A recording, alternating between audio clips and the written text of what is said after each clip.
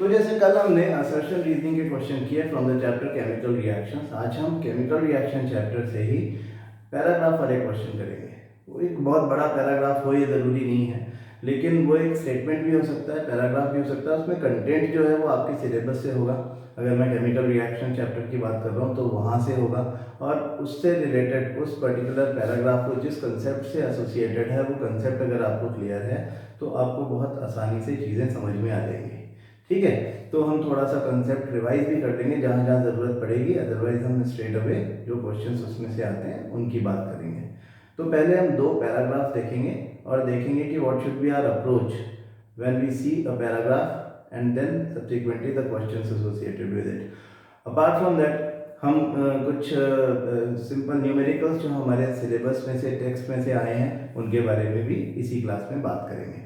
तो सबसे पहले देखें, हमारे पास एक पैराग्राफ दिख रहा है जो इसमें डायरेक्शंस दिए हुए हैं। Directions for question 1 2 3, any process which involves addition of oxygen और नॉन मेटालिक एलिमेंट और रिमूवल ऑफ हाइड्रोजन और लॉस ऑफ इलेक्ट्रॉन और इलेक्ट्रॉन्स फ्रॉम एन एटम और an ion is called oxidation reaction.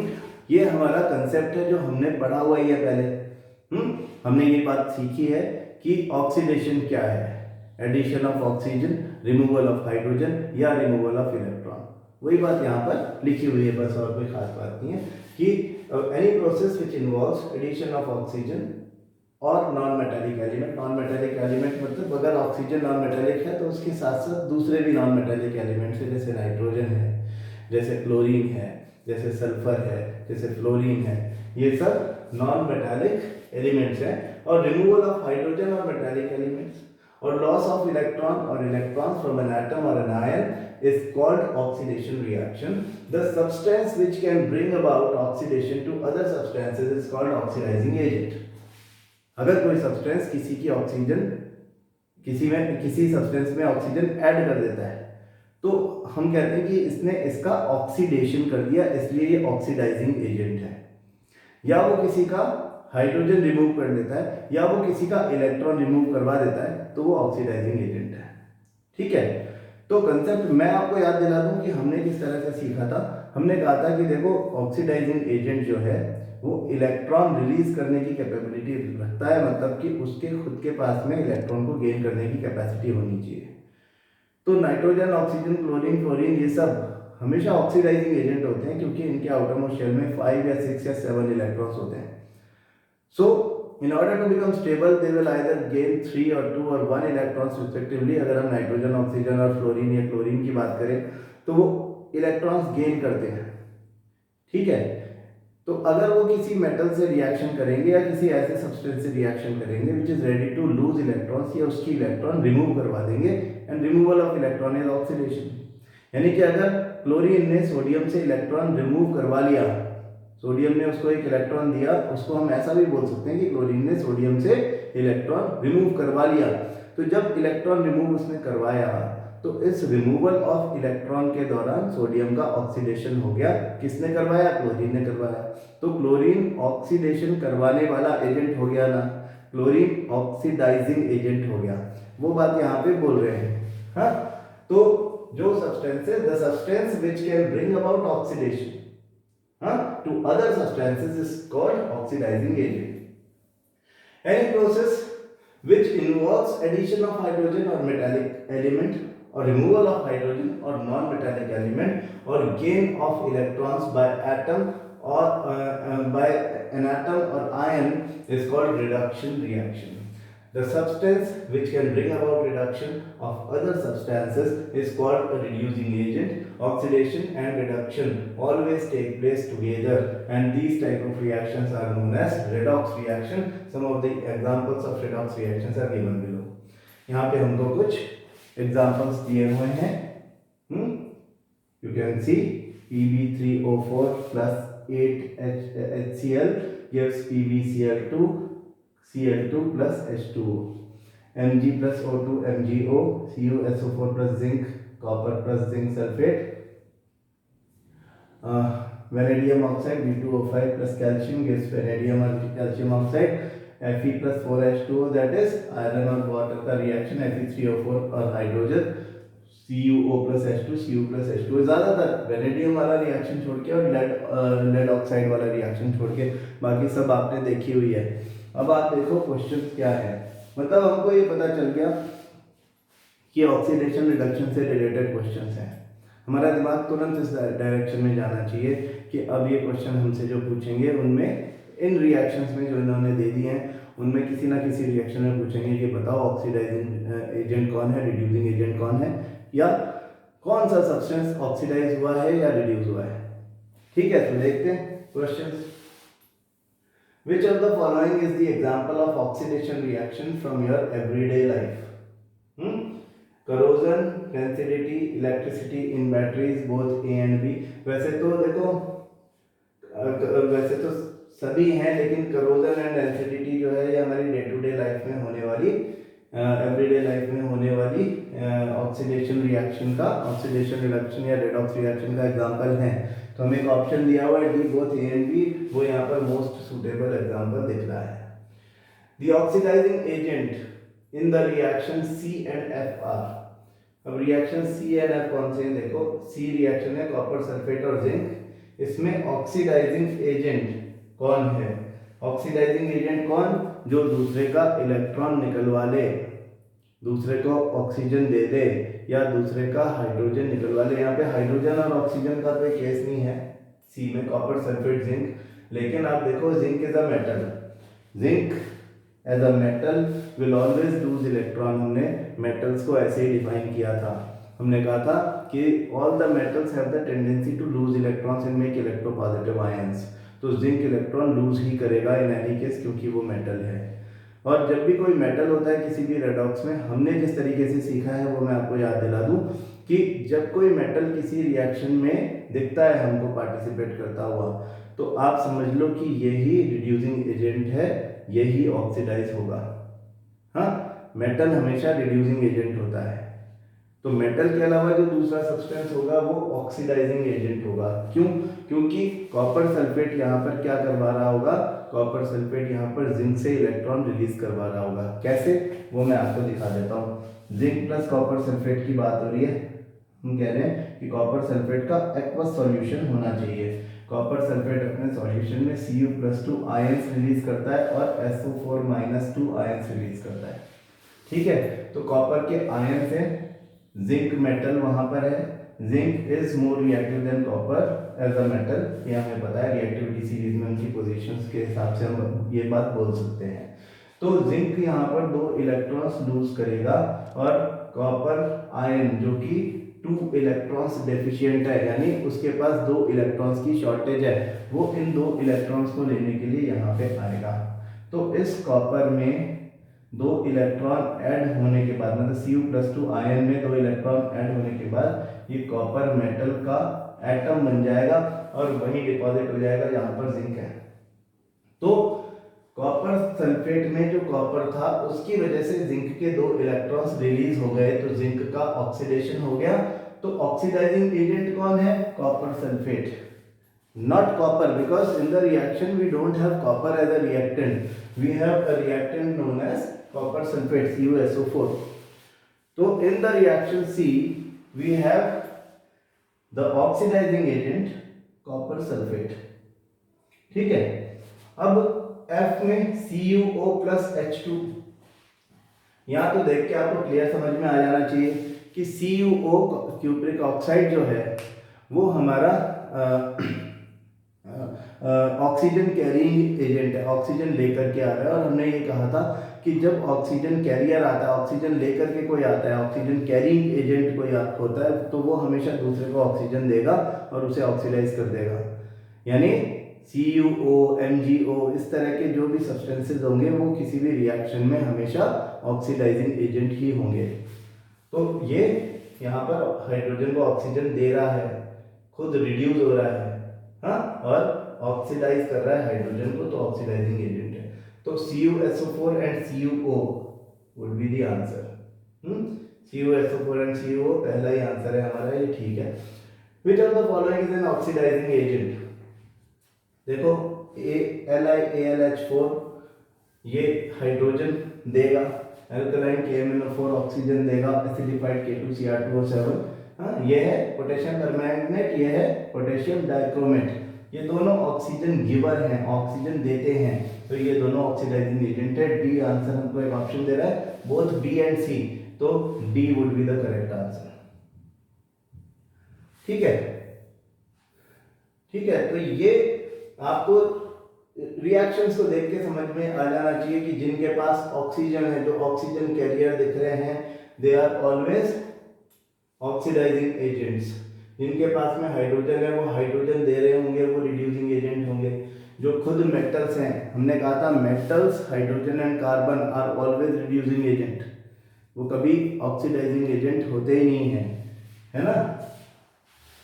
ये सब बातें जो हमने सीखी थी वो हमारे काम आती हैं इस तरह से एप्लीकेशन बेस्ड क्वेश्चंस में। अब देखो यहाँ पे एक और क्वेश्चन आ गया, direction for question 1 2 3। Chemical reactions where oxidation and reduction both take place simultaneously are called redox reactions. Redox पर based है। In the word redox, red stands for reduction and ox stands for oxidation. तो example यहाँ पे भी दिए हुए हैं, CuO plus H2, Cu plus H2O, वही एग्जाम्पल है जो पहले वाली में भी था। फिर ये फेरिक ऑक्साइड का कार्बन की प्रेजेंस में रिडक्शन है, तो कार्बन डाइऑक्साइड बन जा रही है और आयरन रिलीज हो रहा है। जिंक और Cu+2, ये उसी तरह की बात है जैसे हमने अभी कॉपर सल्फेट और जिंक देखा था कि Cu+2 is actually associated with something else, ये आयन है, ये एटम नहीं है। हाँ, तो जिंक के 2 इलेक्ट्रॉन्स ये गेन करके और कॉपर बना लेता है और Zn+2। सिमिलर बातें हैं जो हमने पहले करी थी। देखो, redox reactions play a vital role in our daily life. Generation of electricity in batteries, production of heat energy by burning chemical substances, extraction of metals, manufacture of a number of useful products are common examples of redox reactions. Fine. Now question number 1 is, which of the following are the reducing agents in A and C? तो A में reducing agent, अब हमने पहले ही बोल दिया कि hydrogen, carbon और all the metals they are always reducing agent.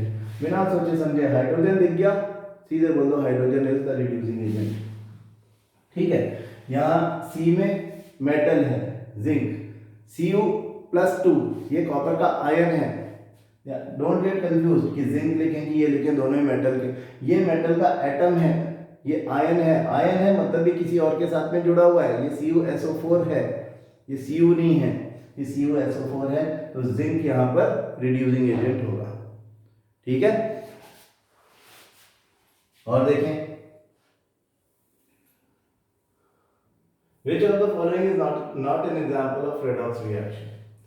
हमेशा ध्यान रखो कि आपका, अब देखो CO2H2 देख रहा है कि इसने इसको ऑक्सीजन दिया होगा, ऑक्सीडेशन रिडक्शन रिएक्शन है ना। Zinc plus copper sulphate, zinc is a reducing agent. MnO2 HCl आपकी NCERT का ही है, MnO2 ऑक्सीजन कैरियर है, HCl हाइड्रोजन कैरियर है, ये ऑक्सीडाइजिंग एजेंट है, ये रिड्यूसिंग एजेंट है। This is a neutralization reaction and neutralization reaction is always a double displacement reaction, तो ये reaction is a non-redox reaction। हमेशा याद रखो, डबल डिस्प्लेसमेंट रिएक्शन जो होती हैं वो नॉन रेडॉक्स होती हैं। ठीक है, तो यहाँ पर क्योंकि सिर्फ एक्सचेंज ऑफ आयंस हुआ है तो इसलिए हम कहते हैं कि ये नॉन रेडॉक्स रिएक्शन है। Other name of displacement reaction is decomposition reaction, combination reaction, substitution reaction, none of these. तो हमें जैसा कि नाम से ही लग रहा है सब्स्टिट्यूशन, जब डिस्प्लेसमेंट का मतलब जो है सब्स्टिट्यूशन का भी वही मतलब है। हाँ, किसी को हटा देना इज डिस्प्लेसमेंट, और सब्स्टिट्यूशन किसी को हटा करके खुद उसकी जगह पर आ जाना या किसी और को उसकी जगह पर रख देना इज सब्स्टिट्यूशन। तो substitution is the other name of displacement, single displacement reaction.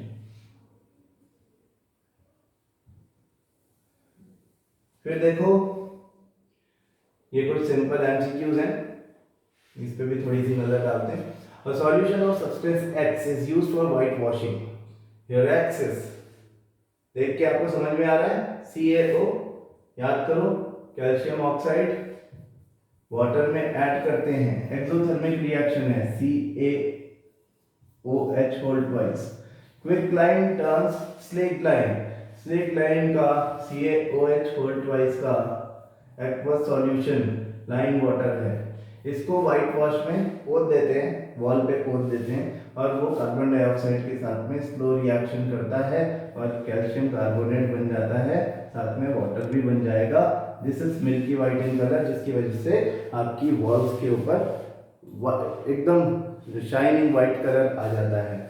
तो ये हमारा वाइट वॉश जो है वो calcium oxide would be the answer.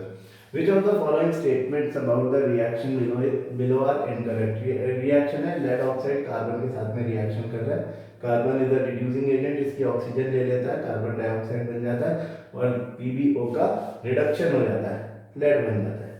Lead is getting reduced, lead यहाँ पे है, याद रखो कोई भी इस तरफ है तो वो ना तो ऑक्सीडाइजिंग एजेंट होगा, ना तो रिड्यूसिंग एजेंट होगा, ना तो उसका ऑक्सीडेशन होगा, ना तो उसका रिडक्शन होगा, जो होगा सब रिएक्टेंट साइड में होगा। तो PbO और C में से ही जो कुछ होगा वो हम देखेंगे। तो लेड इज गेटिंग रिड्यूस, ये बात तो गलत हो गई।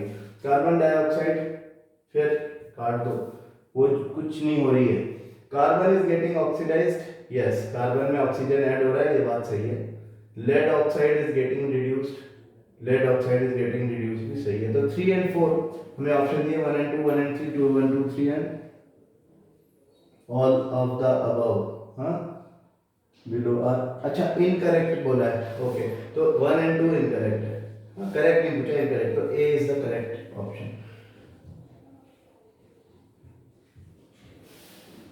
नेक्स्ट रिएक्शन देखें, Fe2O3 Al, ये हमारा थर्मेट रिएक्शन है जिसमें एल्यूमिनियम ऑक्सीजन को निकाल देगा इसमें से। The above reaction is an example of a combination reaction, double displacement reaction, decomposition reaction, displacement reaction। yes this is a displacement reaction क्योंकि aluminium being more reactive displaces iron from ferric oxide। what happens when dilute hydrochloric acid is added to iron filings? Iron filings में dilute hydrochloric acid डालोगे तो iron will react with hydrochloric acid and hydrogen gas will evolve, FeCl2 या iron chloride will be form. तो hydrogen gas and iron chloride are produced, पहला ही option सही है, ठीक है, बाकी देखने का कोई मतलब भी नहीं है। Identify the substances that is oxidised and the substances that is reduced in the following reaction. Sodium और ऑक्सीजन, यहाँ पर कौन ऑक्सीडाइज होगा? जिसके जो खुद रिड्यूसिंग एजेंट है, यानी कि जो मेटल है, तो सोडियम विल गेट ऑक्सीडाइज्ड और ऑक्सीजन विल गेट रिड्यूस्ड, है ना। तो सोडियम एंड ऑक्सीजन यहाँ भी पहला ही ऑप्शन हमारा करेक्ट है। Identify the substances that is oxidised and substances that is reduced in the following reactions. Copper oxide CuO+H2, यहाँ पर ऑक्सीडाइज कौन हुआ? Hydrogen. Substance that is reduced CuO, so H2 and CuO, A is the correct option। Translate the following statement into the chemical equation and choose the correct option। Hydrogen gas combines, hydrogen ऐसे लिखते हैं, with nitrogen to form ammonia, ammonia is NH3, ठीक है, ये reaction है हमारा। अब इसको बैलेंस करेंगे अगर, तो यहाँ पे नाइट्रोजन बैलेंस करने के लिए 2 लगाएंगे और 6 यहाँ पे करने के लिए 3 लगाएंगे। देखो 3H2 + N2 2NH3, पहला ही ऑप्शन आता है, ठीक है। तो these were some examples of the questions जो कि हमसे पूछे जा सकते हैं पैराग्राफ की फॉर्म में या सिंपल MCQ की फॉर्म में, है ना। In the next class we will talk about some more examples regarding the questions which are possible to come in the new pattern of board examination in term 1। Thank you।